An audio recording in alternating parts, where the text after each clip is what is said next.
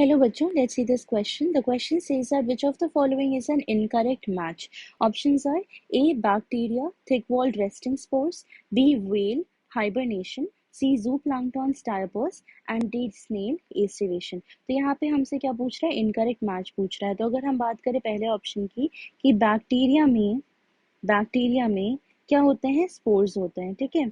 और स्पोर्स का कैरेक्टर क्या होता है कि इनका जो स्पोर्स होता है वो होता है थिक वॉल्ड. ठीक है. ऐसा क्यों होता है? क्योंकि बैक्टीरिया जो है दे आर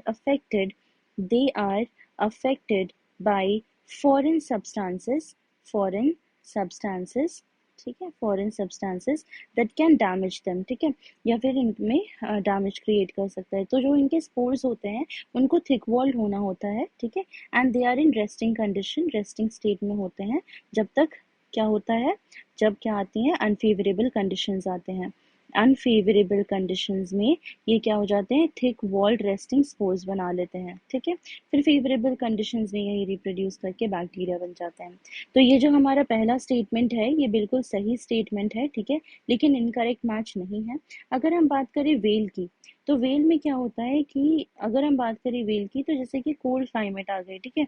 तो हम बात करते हैं कि एग्जाम्पल की कि कोल्ड क्लाइमेट आ गया. तो कोल्ड क्लाइमेट में क्या होता है कि ये अपने सरफेस एरिया को रिड्यूस कर देते हैं.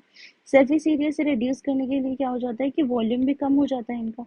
तो वॉल्यूम कम होने के लिए क्या क्यों करते हैं ऐसा? To preserve heat. ठीक है. ये हीट प्रिजर्व कर सके कोल्ड क्लाइमेटिक कंडीशन में. तो इसे ही हम क्या कहते हैं? हाइबरनेशन कहते हैं. तो whales undergo hibernation to preserve heat during cold climatic conditions. तो हमारा ये भी स्टेटमेंट सही है. ठीक है. अगर हम बात करें सी ऑप्शन की, तो सी ऑप्शन में क्या है कि जू प्लैंक्टन्स डायापॉज स्टेट में जाते हैं. तो डायापॉज क्या होता है? डायापॉज की अगर हम बात करें तो diapause it is a stage of suspended development. ठीक है. Suspended development. ठीक है.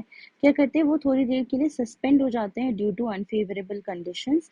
जब अनफेवरेबल कंडीशंस आते हैं तो जूप्लैंक्टन्स क्या करते हैं कि वो सस्पेंड कर जाते हैं वाटर में. ठीक है.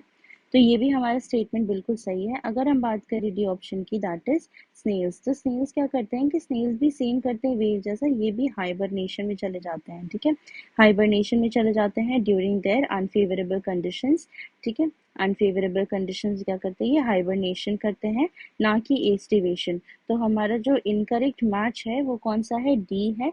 और यही हमारा करेक्ट स्टेटमेंट है, that is snail aestivation. Hope you've understood the concept. All the best. Thank you.